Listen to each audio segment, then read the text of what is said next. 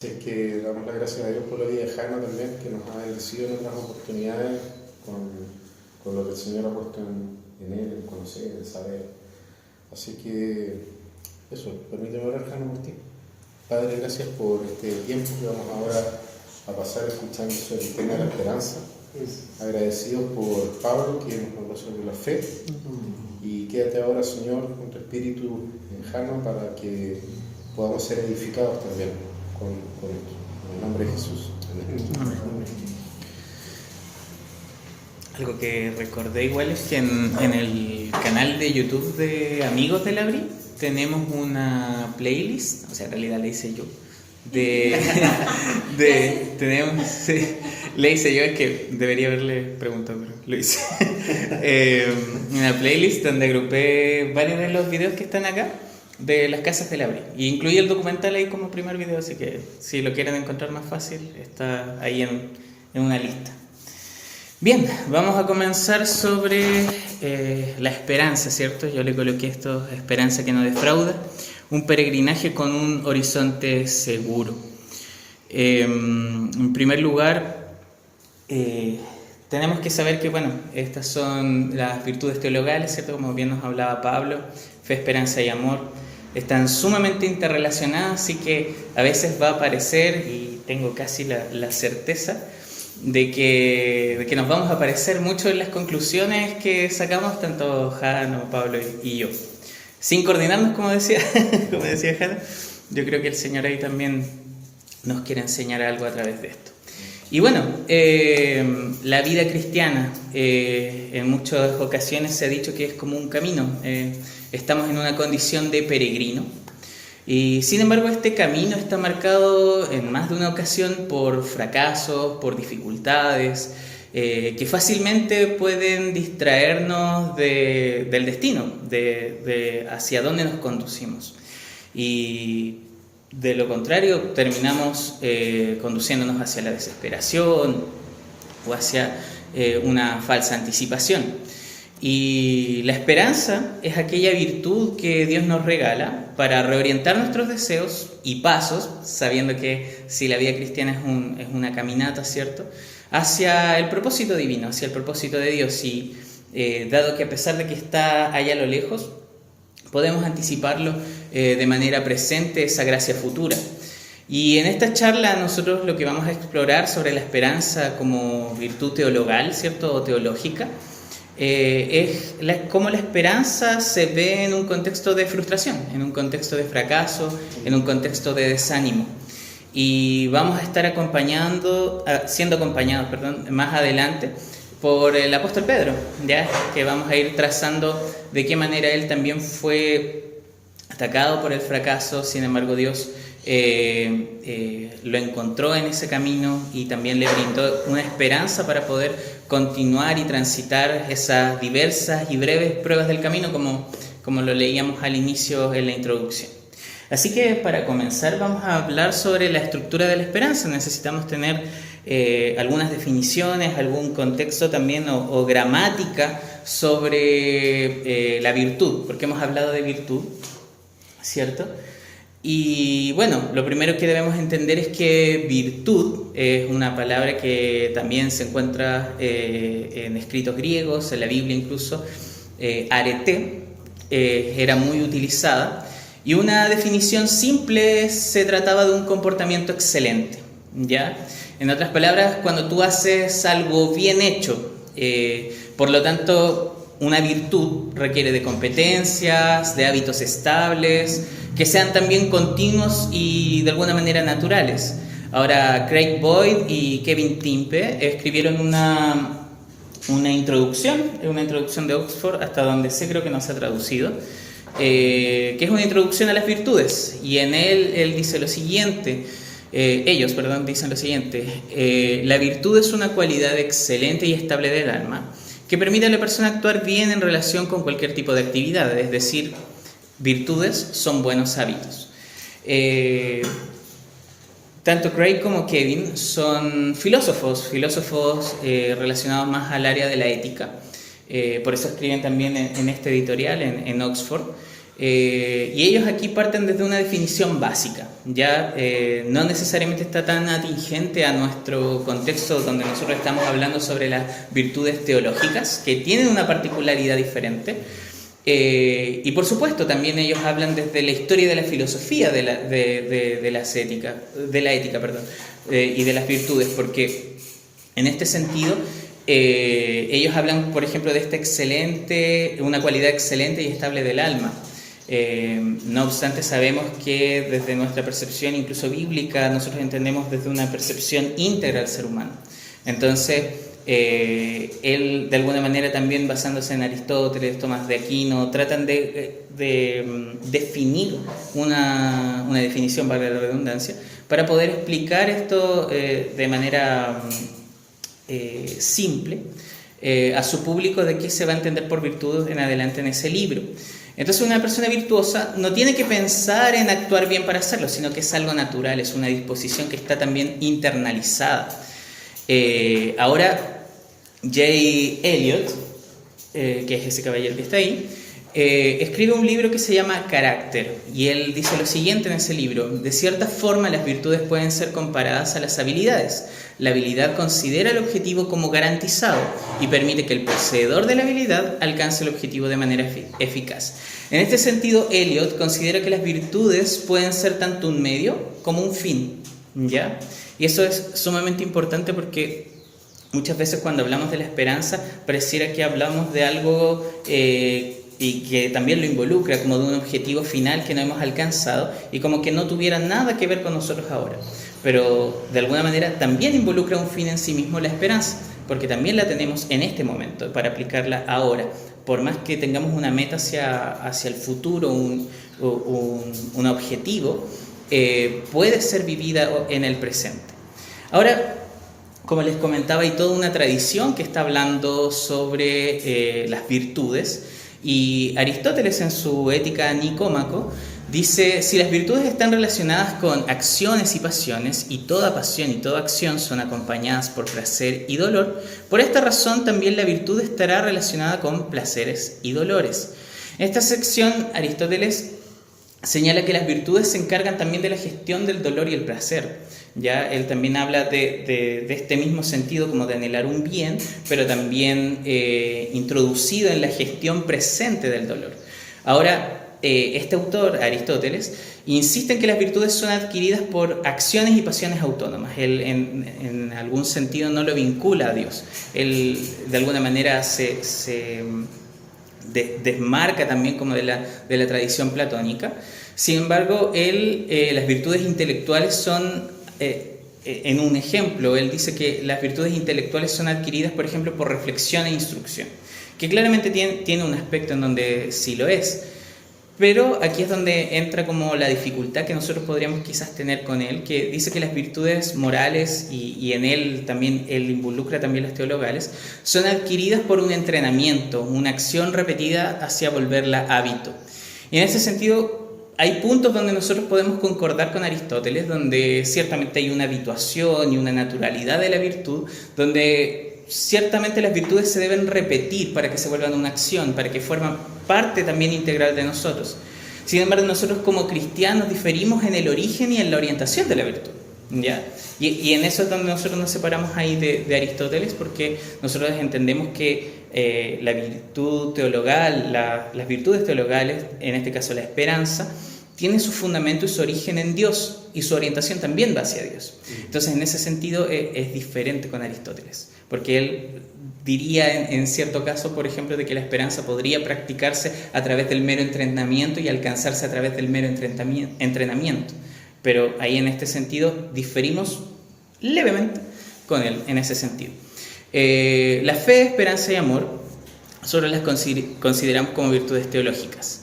Y siguiendo con el asunto, ya pasando a un autor más contemporáneo, N.T. Wright, en su libro Después de creer, que está traducido al español, pero lamentablemente no hay muchas copias, creo que hay una, pero es de esos típicos libros que están en Amazon que se encuentran como a 100.000 pesos, inalcanzable para el bolsillo de uno.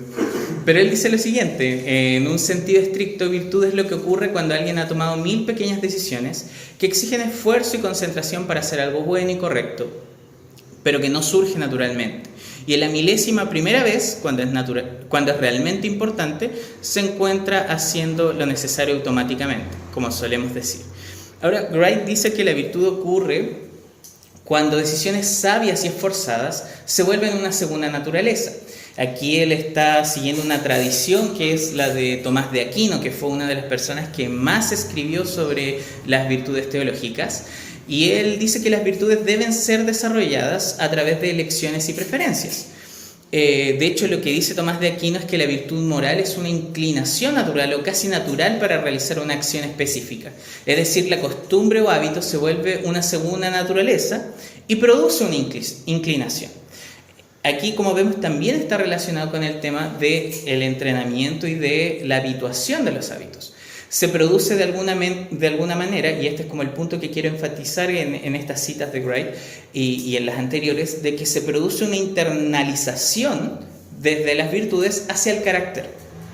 Las virtudes podríamos llamarlas trazos del carácter.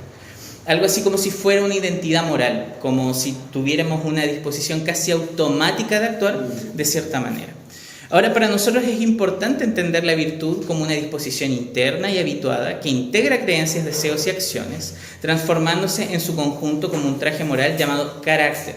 Y esa es como la importancia de todas estas citas que hemos tenido, que no solamente son elementos que surgen de alguna manera natural, sino que también son entrenadas, pero que también sirven para el momento presente. No es algo meramente hacia el futuro, que también lo integra, sino que también es algo tan conectado hacia afuera, o sea, hacia el futuro como hacia el presente. Ahora sabemos que este traje moral puede incluir los vicios también. El carácter, sabemos que algunos incluso tenemos suerte como llamado el lenguaje común mal carácter, ¿cierto? En donde muchas de esas disposiciones o habituaciones que nosotros tenemos difieren en esta meta o finalidad de bien, sino que terminan siendo perjudiciales para nosotros. En ese sentido, esa sería como la diferencia entre un vicio y una virtud. El telos, la finalidad, mientras que la virtud nos va a llevar, la virtud teológica en específico nos va a llevar necesariamente hacia Dios, los vicios nos van a llevar a elementos perjudiciales, todo lo contrario a la virtud. Entonces ahora debemos saber que las virtudes pueden ser clasificadas, y ahí esto es importante como de la gramática, por así decirlo, como de este estudio de las virtudes. Aún así debemos saber que no se restringen a sus campos de acción, ¿ya? A pesar de que van a haber algunas clasificaciones, no necesariamente es que siempre van a actuar en esa área, sino que se benefician entre ellas. Como les dije, nosotros creemos en una persona integral, no necesariamente un cuerpo, un alma que está separado, sino que está totalmente integrado, a pesar de que también se presentan sus partes. Entonces acá hay una de las primeras que la presenta Craig Boyd con Kevin Temple, que es que se pueden agrupar en este sentido, en personales, cognitivas, espirituales y sociales, y que se asocian en este sentido las personales a las virtudes morales, las cognitivas a las virtudes intelectuales, las espirituales, o sea, el área espiritual como a las virtudes teológicas, y la área social como a las virtudes cívicas o públicas, también son llamadas así. Ahora, James Arthur, que es otra persona también que escribe en relación al carácter, él habla de los bloques constructivos del carácter, que al ser desarrolladas todas esas virtudes, a través también de la experiencia, la reflexión crítica, generan una sabiduría práctica que termina en una consecuencia como en un florecimiento individual y también de la sociedad. En este caso él las subdivide en virtudes intelectuales, virtudes morales, virtudes cívicas y virtudes de desempeño. Ahora en esta charla hemos estado abordando las virtudes teológicas, ¿ya? Y eso es como de lo que vamos a hablar. Necesitábamos toda esta gramática para poder entender como el contexto en donde nosotros estamos hablando. Y en este sentido nosotros sabemos que son teológicas porque su objeto es Dios, ¿ya? Entonces son orientadas hacia Dios, son orientadas hacia Él. En segundo lugar, también son entregadas solamente por Dios, ¿ya? No es como que puedan surgir ejercitadas de manera autónoma. Necesariamente tiene que haber un encuentro con Dios para que puedan ser entregadas, en este caso, estas virtudes, y de esta manera también, por la gracia que opera Dios en nosotros, pueden ser ejercitadas, y en ese sentido pueden ser habituadas. ¿Ya? En ese sentido hay una, ¿cómo decirlo? Una metáfora que se suele utilizar mucho en la BRI, de que en las virtudes la fe es como una puerta de entrada, mientras que la meta final es la esperanza, pero el camino donde transitamos es el amor. Entonces, de alguna manera, en la medida en que nosotros conocemos al Señor, nosotros pasamos como por un camino en donde entramos por la fe, andamos en amor, pero también nos somos orientados por la esperanza. Entonces, en tercer lugar, también sabemos que son reveladas por la Escritura, ¿ya? En ese sentido no surgen de un conocimiento autónomo ni de un aprendizaje así como neutro que nosotros podamos entender y que todos vamos a llegar a las mismas conclusiones sobre las virtudes, sino que nosotros entendemos que la Escritura misma nos revela cómo es esta esperanza, a pesar de que quizás pueda no haber una definición como tal. Y en resumen, entonces, estas virtudes teológicas o teologales son en primer lugar doxológicas, providenciales y revelacionales. Doxológicas porque son dirigidas y orientadas a Dios, providenciales porque son entregadas por el Señor, y revelacionales porque son reveladas por el Señor en su Escritura. Entonces ahora vamos a revisar lo que es la esperanza como definición para entender también su naturaleza, es decir, cómo funciona. Entonces, quiero citar a este buen personaje, a Juan Calvino, en su institución. A mí me llamó mucho la atención que mientras estaba leyendo la Institución de la Religión Cristiana, que Juan Calvino se dedicara a un capítulo en específico a hablar sobre las virtudes teológicas. Es curioso porque a veces es una crítica injusta en algunos aspectos, pero se critica muchas veces a los calvinistas reformados como muy poco preocupados de su práctica, muy poco preocupados de las virtudes. Y vemos a Calvino, que es parte de esta misma tradición, que está hablando sobre esta interrelación sobre las virtudes, sobre la fe, esperanza y amor. Entonces es curioso porque él también las habla de una interrelación, como lo veíamos en la metáfora, pero no de una estratificación, en el sentido en como si una fuese más importante que la otra, sino que todas se interrelacionan y operan también en la medida en que el Señor también las hace operar en nosotros. Ahora sí hay un orden, ¿ya? De alguna manera, como les mostraba en esta misma metáfora, la fe engendra la esperanza y el amor, es decir, es como la puerta de entrada. De hecho, lo que leíamos al principio en Primera de Pedro, no era en Primera de Pedro, en Segunda de Pedro, que no fue lo que leímos al inicio, pero estaba relacionado. El hecho de que cuando dice como a la fe añadirle virtud, a la virtud añadir tanto, hay una escalera, pero comienza por la fe. Entonces, antes de comenzar por las virtudes, antes de comenzar por todo eso relacionado, por estos buenos comportamientos, ciertos comportamientos estables y habituados, se comienza por la fe. Entonces es la fe, es conocer al Señor, es confiar en Él, es depender de Jesucristo, lo que nos abre también la puerta a todas esas virtudes. Ahora, Calvino señala que las virtudes se nutren de las promesas de Dios, ¿ya? Y es por eso que él define la esperanza tanto como una convicción, como una expectativa, ¿ya? En ese sentido, él sigue mucho a Agustín de Hipona, y él dice lo siguiente aquí: la esperanza no es otra cosa sino una expectación de aquellas cosas que la fe cree indubitablemente que Dios ha prometido. Ahora, como les decía al inicio, las crisis naturalmente generan una fragilización de la fe para que pueda ser sostenida en el tiempo. Se generan estas crisis y estos conflictos para poder sostener estas mismas virtudes y esta misma creencia en el Señor. Pero la esperanza ejerce el oficio de mantener esa convicción también frente al tiempo de espera. En ese sentido, hay una estrecha relación, como decía el Jano al inicio, están como danzando juntas en la medida en que vamos nosotros avanzando en nuestro caminar cristiano. Por lo tanto, si las promesas se retrasan, es la esperanza la que opera para no dejar de esperar que Dios pueda cumplir sus promesas.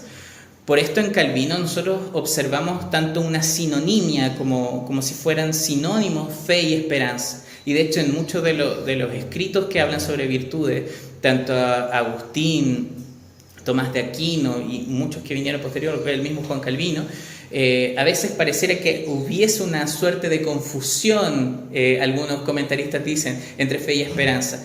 Pero no obstante, es un lenguaje común que incluso la misma escritura utiliza para poder relacionar e interrelacionar estas virtudes. De hecho, lo que hablaba Pablo al inicio, de que la fe es la convicción de lo que se espera. Entonces, vemos ahí, hay una interrelación entre la espera, la esperanza y la fe, como si fueran sinónimos. No obstante, aunque trabajan juntas, también tienen estas finalidades diferentes, o funciones diferentes. Ahora, N.T. Wright, en el libro Sorprendidos por la Esperanza, que es un libro muy bueno, se los recomiendo si es que quieren introducirse o si es que quieren profundizar aún más sobre el asunto de la esperanza, es una buena recomendación. Está en español, así que lo pueden encontrar ahí, incluso barato. Yo lo pillé en una oferta en algún momento en Busca Libre. Y es raro encontrar oferta. Y él dice aquí lo siguiente: la esperanza es confianza firme e inquebrantable de que Dios no nos abandonará ni nos dejará, pero siempre nos dará más de lo que pedimos o pensamos. Él incluso aquí está pensando en un texto que está en Efesios, y en esto concuerda con Calvino, en que la esperanza es tanto una expectativa como una convicción, que se basa en lo que Dios puede hacer más allá de lo que nosotros podemos hacer. Y en la Biblia la esperanza, como les decía adelante, es un concepto que se va desarrollando de manera progresiva. Ya en el Antiguo Testamento nosotros, a pesar de que no vemos una definición de la esperanza propiamente tal, la esperanza está en el pueblo de Dios, porque están esperando algo, hay una expectación. ¿Y cuál es esta expectación que se desarrolla incluso desde el Génesis? Es la llegada del Mesías. Entonces la esperanza necesariamente se conecta con Jesucristo. Y sobre todo cuando en el Nuevo Testamento Jesús se encarna, es humillado y exaltado en su obra redentora, pareciera ser que para incluso las personas que están escribiendo los evangelios, es como que la esperanza se estaba encarnando, se estaba personificando. Entonces, en ese sentido, a pesar de que no vemos explícitamente la palabra esperanza, porque incluso a veces tiene similitudes como con la palabra espera, esperar, siempre cuando se está hablando eso en el lenguaje del Antiguo Testamento, está hablando de esperanza. A pesar de eso, hay un concepto tácito y está implícito en la misma escritura y en la comprensión de los autores bíblicos, porque a pesar de que no lo definen, pareciera ser que todos entienden cuando de repente estos autores en el Nuevo Testamento hablan de esperanza. Porque si no lo entendieran, alguien se tendría a explicarlo. Diría, fe es esto, esperanza es esto, amor es esto. Hay conceptos tácitos e implícitos que se entienden a partir de toda la revelación que hemos estado comprendiendo. Entonces, la teología, desde la teología bíblica, es un concepto que se desarrolla en conjunto con la llegada del Mesías y es el clímax también de la revelación en Jesucristo. Ahora, tanto Pablo como Pedro en sus cartas vinculan la virtud de la esperanza con la resurrección y la espera por los nuevos cielos y nueva tierra, ¿ya? Y N.T. Wright, cambia la fotita y para que sea más dinámico. Tiene hartas fotos el caballero. Pero dice algo muy relacionado a lo que estamos hablando. Todo lo que digamos sobre la muerte y la resurrección le da forma y color a todo lo demás. Si no tenemos el debido cuidado, simplemente ofrecemos una esperanza que ya no es sorpresa, que ya no logra transformar vidas y comunidades en el presente, y ya no es generada por la resurrección de Jesucristo mismo, que nos permite mirar hacia adelante y esperar los nuevos cielos y la nueva tierra prometida. Entonces, Wright en esta cita señala un punto importante: la virtud está fundamentada en la resurrección y en la expectativa de la nueva creación. Y todo esto tiene un propósito también para nuestra era presente, que es moldear nuestra vida. En ese sentido, la esperanza también cumple una función y un rol para con nosotros. Más adelante, incluso Wright va a conectar la esperanza con la misión de la iglesia. Todo esto en el libro de Sorprendidos por la Esperanza.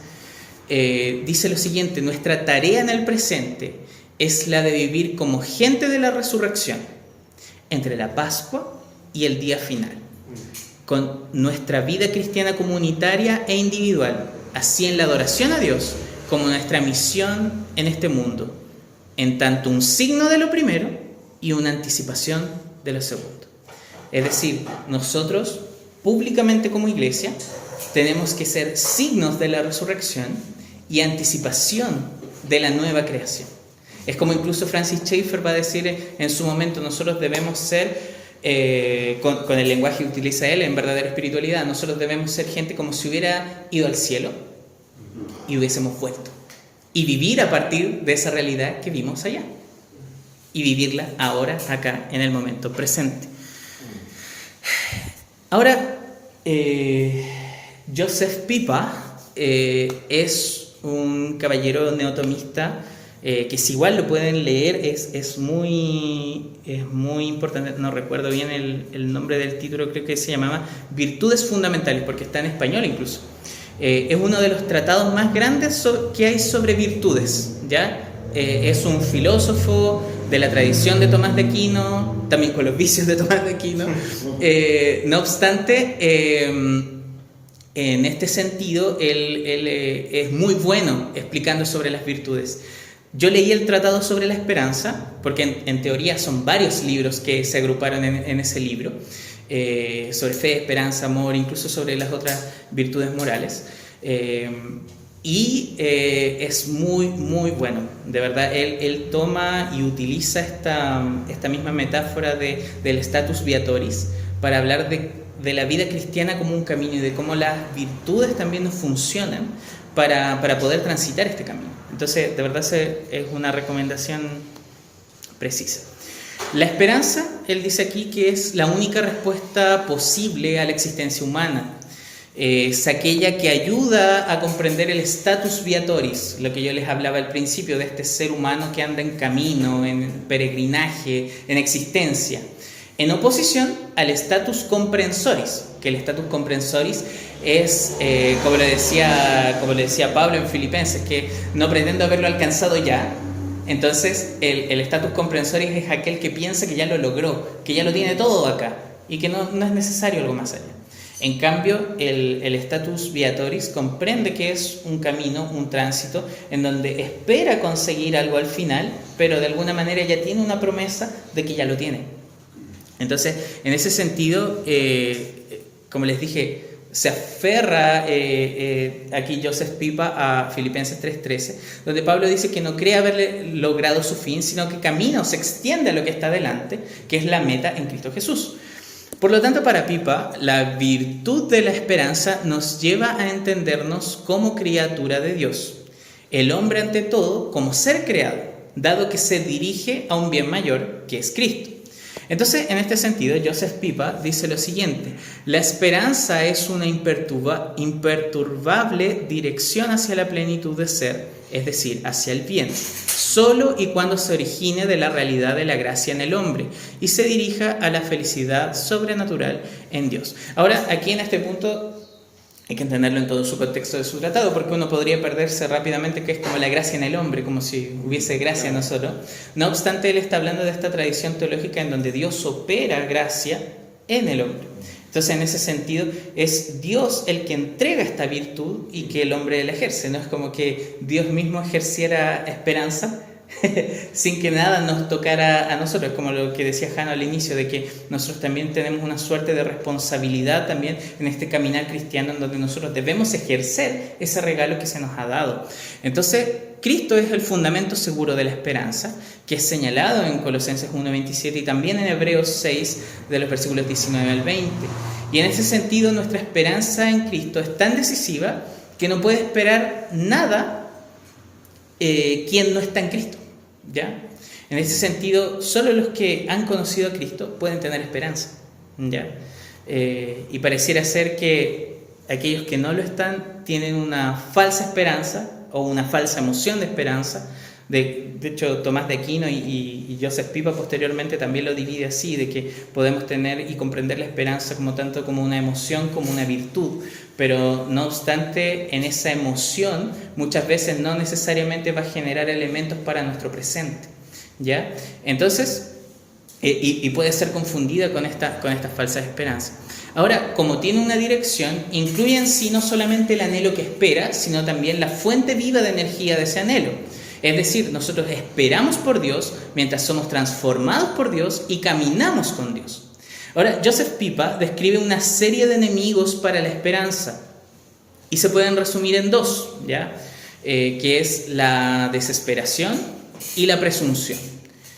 La desesperación, por un lado, dice que nosotros acabaremos mal, ¿ya? De que nada funciona, todo está mal, este maldito sistema está mal, como dice Elisa. No obstante, la desesperación puede ser también de diversas clases, ¿ya? En este caso él define también que la desesperación muchas veces puede ser confundida con la pereza, es decir, con una apatía, con un escaso sentimiento también hacia lo que es la realidad de la vida. Y el orgullo también puede llevar hacia la desesperación. De hecho, un hombre desesperado puede mostrarse optimista para otros y para sí mismos, pero en el fondo de su ser puede yacer la desesperación. Entonces, la desesperación es la negación del camino a la plenitud ante aquello que es el camino hacia la vida eterna. La desesperación es causada por un anhelo desenfocado.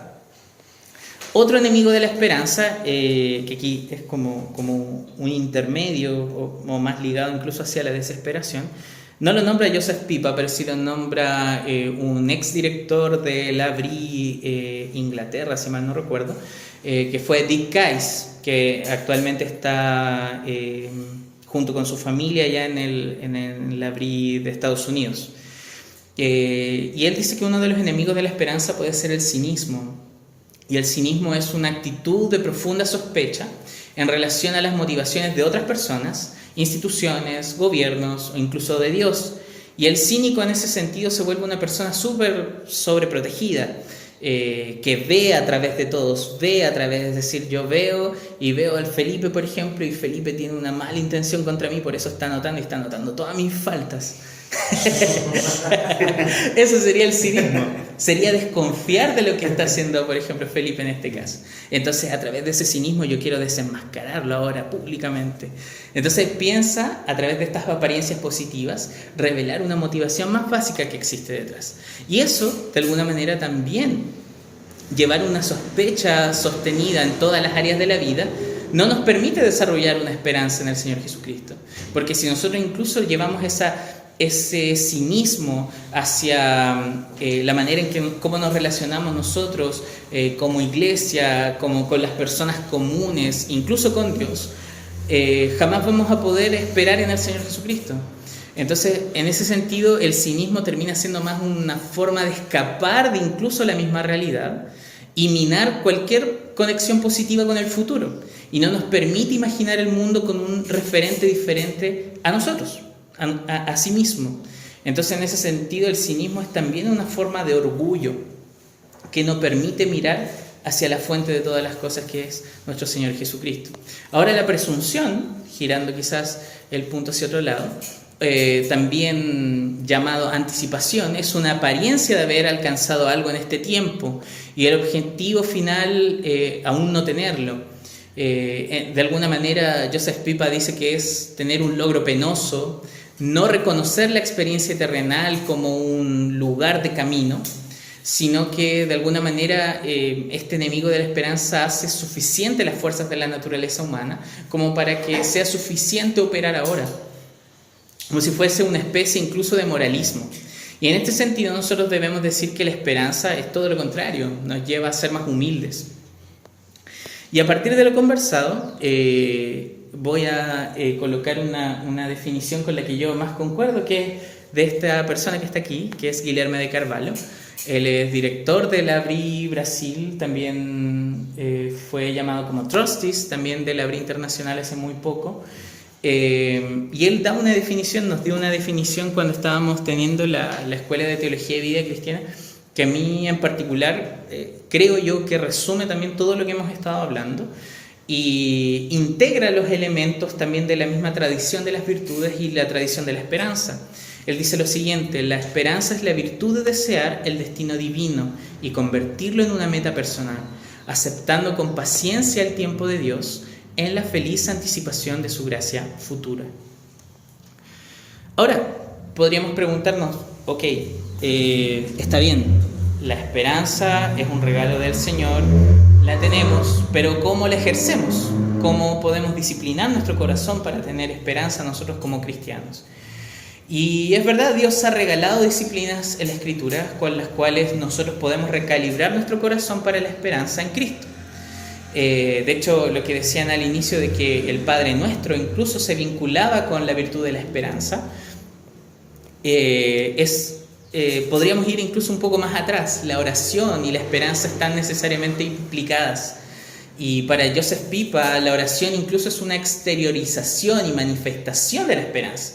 En ella se expresa la esperanza en la medida en que nosotros oramos. De hecho, podríamos ver incluso la misma estructura del Padre Nuestro. Padre Nuestro que estás en los cielos, santificado sea tu nombre, venga tu reino, hágase tu voluntad.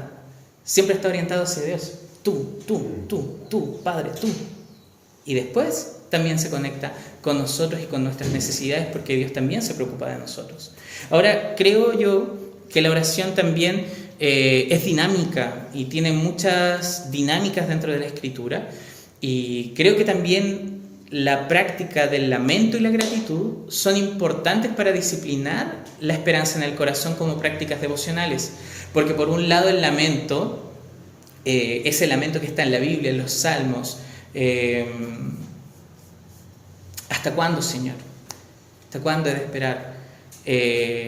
Ese lamento logra identificar la realidad de la caída, logra identificar de que la caída ha afectado la creación y las experiencias de esta vida. Y con el lamento el Señor nos ayuda a eliminar las falsas esperanzas en las cosas creadas, en las cosas que están fuera de Dios. Entonces es importante lamentarse, hacer incluso esos mismos lamentos que hacía el Eclesiastés, porque si lo vemos, gran parte del Eclesiastés es puro lamento y la vanidad de la vida, ¿cierto? Pero el último capítulo le da integridad a todo lo que está diciendo, de que solamente importa el temor a Dios. Entonces, en ese sentido, siempre el lamento y la gratitud van conectadas. Y en ese sentido, la gratitud nos lleva a explorar la relación de criatura con el Creador, reconociendo que todas las cosas creadas por Él son buenas, incluso a pesar de la caída, y Dios ha redimido todas las cosas en Cristo Jesús.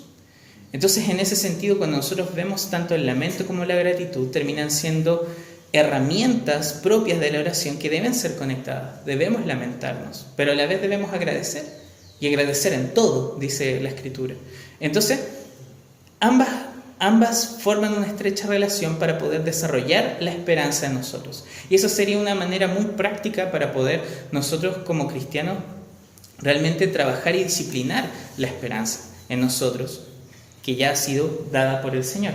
Ahora, quiero dar un testimonio de una persona de la Escritura que es Pedro. Él tuvo un peregrinaje, y tuvo un peregrinaje en especial con la esperanza, ¿ya? A veces, y de hecho lo leía en N.T. Wright, que él en Sorprendidos por la Esperanza, incluso hasta me desanimé un poco así, ¿será Pedro quizás la figura que debo utilizar para esta sección?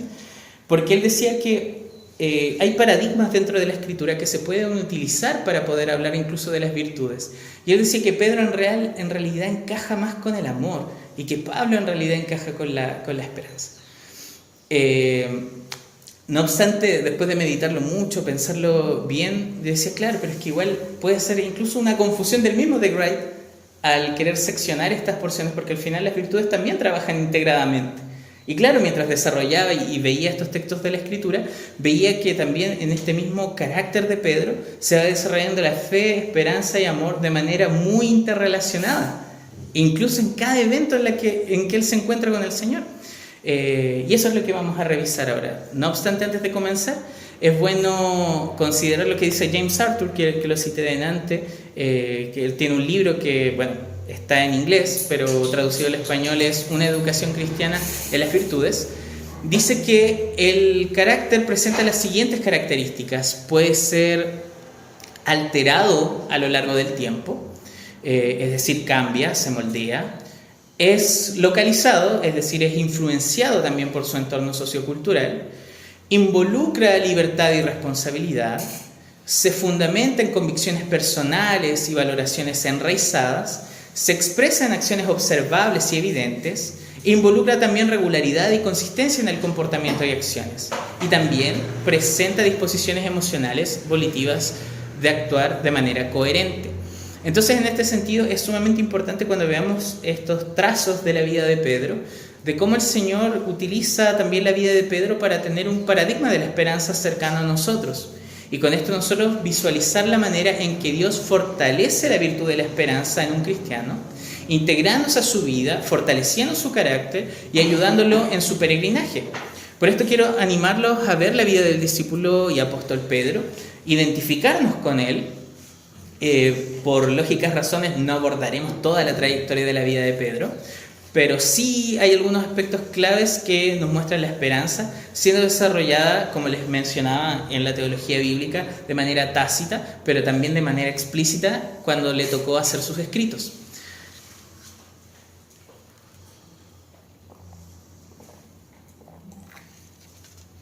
Entonces vamos a comenzar con este peregrinaje. En Lucas 5, de los versículos 1 al 11, hay un punto de partida, y es el punto de partida de todos los que conocemos al Señor, que es este discipulado con Él, en donde Cristo en realidad no es como que nos pida permiso, sino que invade e interrumpe nuestro mundo. Jesús se encuentra con Pedro en el fracaso, ¿ya? Noten que en los primeros versículos de Lucas 5, del 1 al 11, Pedro está experimentando que su trabajo es inútil. Él había trabajado en vano toda la noche y no había pescado nada. Entonces de repente llega alguien y le dice: Pedro, pesca hacia este lado. Y cambia. Hay una pesca milagrosa, de repente aparecen demasiados peces y ahí Pedro se rinde delante de Jesús. Y es curioso esta sección de la Escritura porque a menudo nosotros pensamos que Dios solo está a nuestro lado cuando todo está bien. Pero aquí vemos a Jesús acercándose a una persona que está en fracaso. Entonces Jesús sí se acerca a nosotros en nuestros fracasos. De hecho, Dominic Smart, que es un teólogo que escribió mucho sobre el fracaso y lo escribió para poder discipular también a las personas que se estaban entrenando para ser pastores, él escribió un libro sobre Pedro, Cristo y el fracaso. De ahí les digo el nombre correcto porque es más o menos parecido, pero no es así. Pero es un libro maravilloso, maravilloso, maravilloso, lo tienen que leer. Él dice: en el fracaso abrimos nuestros ojos a la maravillosa verdad de que lo mejor que podemos llevar a Dios es un par de manos vacías. En esto Jesús obra el milagro y llena las redes de peces. Con su presencia Jesús rompe la vida de Simón Pedro, porque eso lo vemos en el versículo... en el cambio, del versículo 5 al versículo 8 que está citado ahí en la diapositiva. Porque en el versículo 5, los que tienen sus Biblias por ahí, pueden leer que lo llama maestro, ¿no? Le dice con un trato respetuoso. Pero en el versículo 8, después de que Jesús intervino en su vida, le dice Señor, que es una expresión de adoración, es una humillación delante de Él, es reconocer que Él gobierna todas las cosas. E incluso es el título que tiene Dios. Él está reconociendo como Dios en este momento. Pero también su percepción, su autopercepción de Pedro cambia.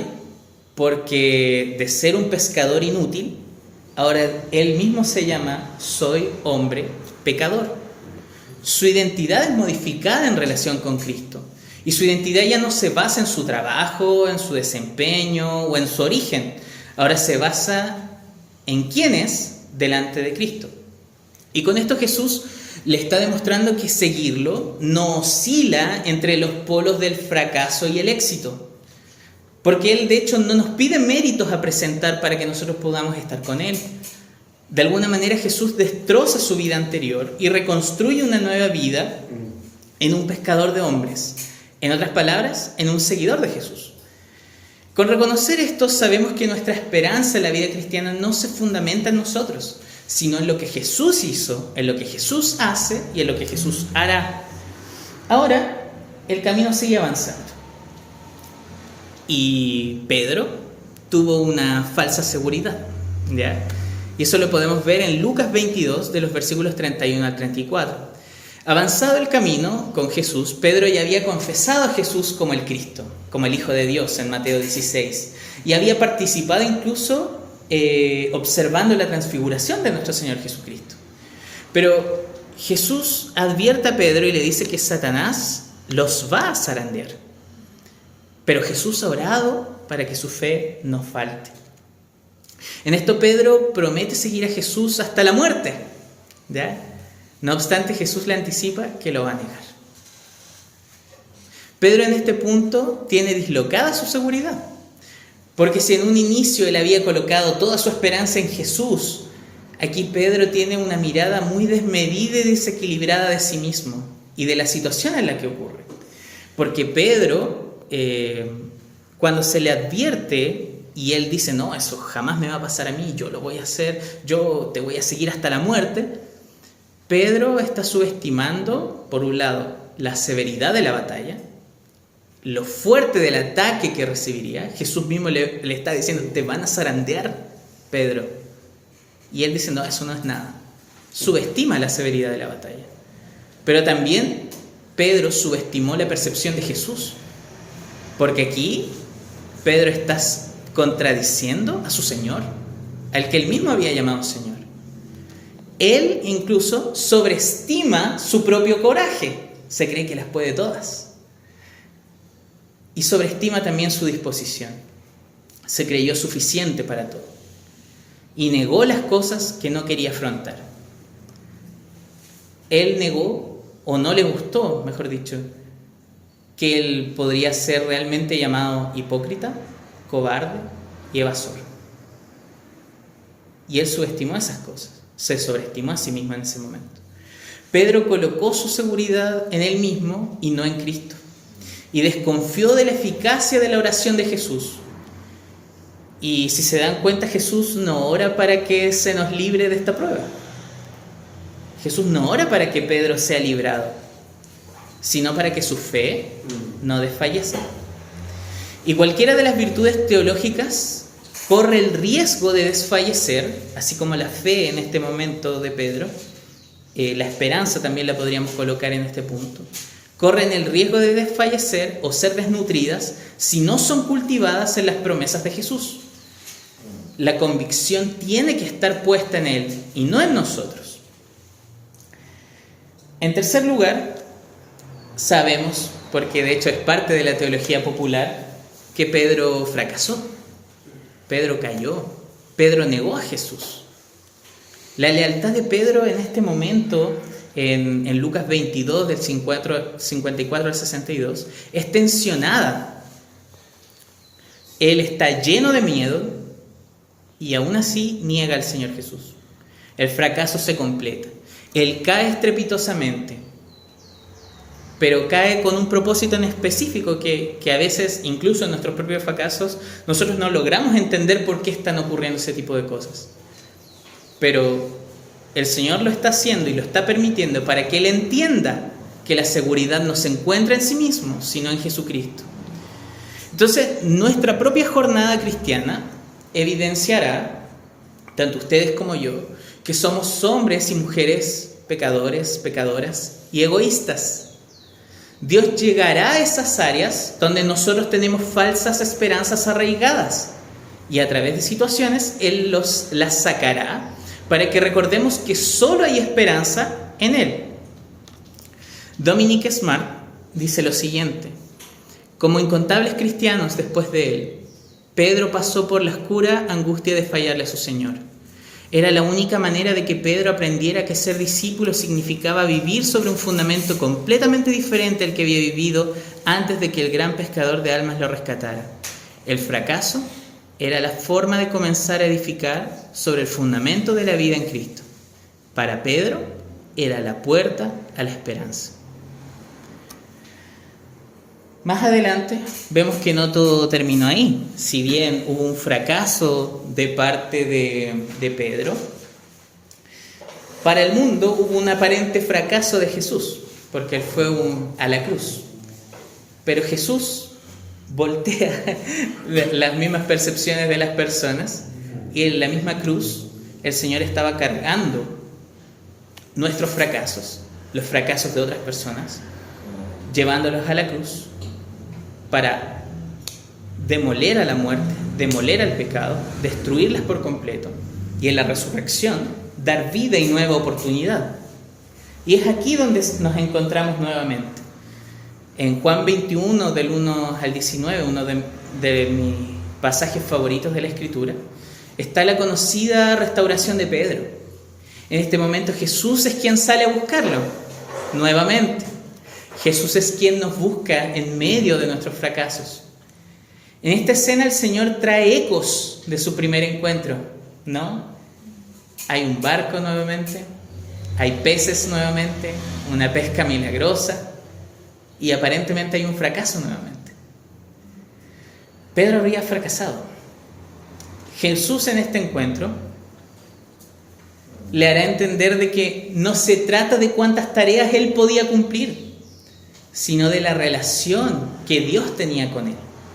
A pesar de la falta de amor que tuvo Pedro, él es restaurado por el amor gigantesco de Jesús, quien lo amó primero. Ahora Pedro puede decir que Jesús es Dios y que sabe todas las cosas, sabe que lo ama. A partir de esto Jesús recalibra el corazón de Pedro, le brinda su amor y tácitamente una nueva esperanza, una nueva oportunidad de la comunión con Cristo. Por lo tanto, el Señor le entrega una misión donde debía consolar a sus hermanos y cuidar del rebaño de Dios siendo testigo de Jesucristo. Posteriormente, Pedro tendrá oportunidades nuevamente donde será probado su carácter, porque no es una sola vez donde nuestro carácter es probado y no es una sola vez donde fracasamos. Aquí, en esta ocasión, él tuvo oposición, encarcelamiento, golpes y amenazas. Pero en esta ocasión, en vez de huir, Pedro da testimonio de Jesús, de aquel que junto con Juan decían de que no pueden dejar de decir lo que han visto y oído. En este proceso debemos entender junto con Pedro que Jesús es nuestra esperanza, no nuestros dones, ni los beneficios, ni nuestros aparentes éxitos. La esperanza, aquella expectativa por la cual nosotros debemos vivir, es el mismo Jesucristo. Y después pasamos a una quinta jornada, en Hechos 10, que es uno de los pasajes que hace no mucho logré entender algunos aspectos de este texto. Estoy seguro que aún me faltan más, pero vemos en esta jornada de que Pedro vuelve a tropezar, vuelve a fracasar. En Hechos 10, el relato donde se encuentra con Cornelio, ¿ya? No sé si alguno se lo recuerda. Pedro tiene una visión, ¿cierto?, donde ve varios animales y el Señor le dice: Pedro, mata y come. Y él: ¿pero cómo? Si esto es impuro. No llames así aquello que el Señor ya purificó. Entonces,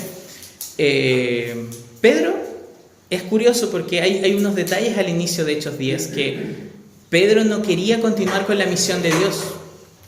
Él era un desobediente y tarde o temprano fracasaría nuevamente, porque él está en esta condición de que no quería ir a los gentiles. Es como si fuese un Jonás del Nuevo Testamento. De hecho, hay una alusión sumamente interesante, que es que cuando lo van a buscar las personas para que vaya a la casa de Cornelio, ¿dónde está Pedro? Pedro está en Jope. Jope, donde Jonás también había ido para huir. Entonces, hay un eco en las Escrituras que no podemos dejar de notar. Y de hecho, la respuesta que Pedro dio a esa visión implicaba un sesgo de exclusión al prójimo. Entonces Dios, a través de todos estos eventos en Hechos 10, busca transformar sus criterios misiológicos para que se dé cuenta de que las buenas noticias son para toda la tierra. Dios no tiene preferencias, sino que busca a los perdidos. De hecho, cuando se encuentra con Cornelio, quien sin saber se postra delante de Pedro, Pedro lo levanta y le dice que ambos son hombres, son humanos. Pero aquí es donde surgió mi pregunta: ¿cuándo supo él que era meramente un hombre? Que era meramente un humano. Toda la jornada que llevamos hablando. Su primer encuentro en el fracaso, donde Jesús lo va a encontrar, donde él también sobreestima la batalla, sobreestima las palabras de Jesús y fracasa nuevamente haciendo oídos sordos a lo que dice su maestro, y donde también niega a Jesucristo. Ahí en todo ese proceso él se está dando cuenta de que él es un hombre, que él es falible, que él fracasa, que él depende del Señor y de que la adoración no debe estar hacia él. Este ha sido el discipulado y la pedagogía que ha ocupado Jesús con Pedro. Él debe darse cuenta que es una criatura delante del Creador, delante del Señor Jesucristo. Y el Evangelio va a hacer eso con nosotros, nos va a colocar en nuestro lugar. Esto es importante para la virtud de la esperanza, porque si dislocamos nuestro lugar, rápidamente confiaremos en otras cosas y nuestros deseos y expectativas se van a deformar. Ahora, no todo queda ahí. Como les decía, Pedro no solamente tácitamente en su discipulado aprende la esperanza, sino que también explícitamente lo define en sus cartas. Y ahí es donde uno se pregunta por qué en su vida, que está relatada en el Evangelio, no menciona en ningún momento el concepto de la esperanza, pero de repente él llega y en sus cartas habla de la esperanza casi todo el tiempo. Es porque el Señor ha estado trabajando en eso en todo su discipulado y en todas las cosas que hemos estado hablando. Y la primera y segunda carta de Pedro son documentos misionales y pastorales para la iglesia, en un momento donde estaban siendo perseguidos, y Pedro desea animar a sus hermanos a la misma esperanza a la que Jesús lo había animado a él, con el propósito de que Jesús los sostenga en medio de la difícil situación. Y en 1 de Pedro 1:3 dice que bendito el Dios y Padre de nuestro Señor Jesucristo, que según su grande misericordia nos hizo renacer para una esperanza viva por la resurrección de Jesucristo de los muertos. Al referirse a una esperanza viva, indirectamente dice que todo lo que no sea Jesucristo es una esperanza muerta. En otras palabras, un deseo que está fundamentado en un suelo débil genera una decepción. No obstante, nosotros somos llamados a que la alabanza a Dios forme y reforme nuestra identidad para que cuando lleguen los sufrimientos, y ojo con esto porque es interesante como lo dice Pedro, sufrimientos breves, ¿ya? Pero diversas pruebas, dice, para que en esos momentos nuestro corazón esté arraigado en Jesucristo. Tenemos un fundamento firme, su resurrección y una meta segura, la nueva creación. Es decir, cuando Jesús regrese y renovará todas las cosas. Segunda de Pedro dice en el capítulo 3, versículo 13, pero nosotros esperamos, según sus promesas, cielos nuevos y tierra nueva en las cuales mora la justicia. Por lo tanto, a pesar de que ellos estaban sufriendo y teniendo problemas de injusto, porque no es justo que los persigan y los maten por sus credos, por creer en el Señor Jesucristo. No obstante, a pesar de eso, él cree que existe la justicia, y la justicia se encuentra cuando el Señor renueve todas las cosas.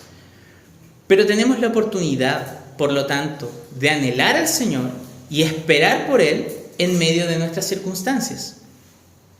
Ahora, hay algunas conclusiones que me gustaría dar a partir de todo lo que hemos conversado. La esperanza forma nuestro carácter por su naturaleza virtuosa. En este sentido, dado que Dios es quien da la esperanza, es Él quien forma y moldea el carácter del cristiano a través de la esperanza. Con la esperanza, Dios ayuda a gestionar nuestra disposición interna para enfrentar las dificultades externas. Dios se entrega a las virtudes teológicas, fe, esperanza y amor. Se interrelacionan y su fundamento se encuentra en la persona y obra de Jesucristo. La esperanza se alimenta de las promesas de Dios y sostiene al creyente en los tiempos de crisis y dificultades y fracasos. Es tanto una expectación futura como una realidad transformadora presente, que está cimentada en la resurrección de Jesús y orientada hacia la nueva creación. En este sentido, no es un optimismo ingenuo ni una espera pasiva, sino una confianza viva y un deseo por el destino divino. La vida que el Señor desarrolló con Pedro tiene similitudes con la nuestra. Es un paradigma de la esperanza. La esperanza cristiana nace en el llamado, cuando Jesús irrumpe en la vida ordinaria y en el fracaso humano. Se debilita cuando la confianza se desplaza del Señor hacia uno mismo. Y cae la esperanza en el fracaso, cuando nosotros somos autoconfiantes, tenemos puesta la confianza en nosotros mismos y despreciamos el cuidado de Dios. Pero también la esperanza puede renacer, puede ser reconstruida, puede obrar en medio de una restauración. Y cuando Pedro se encontró con el amor de Cristo, se dio cuenta que la esperanza, la fe y el amor que el Señor le estaban entregando era más fuerte que sus propios pecados. Y es ahí donde él se dio cuenta que esta esperanza madura en la medida en que aprendemos a depender no de nuestro desempeño, sino de la fidelidad y las promesas de Dios.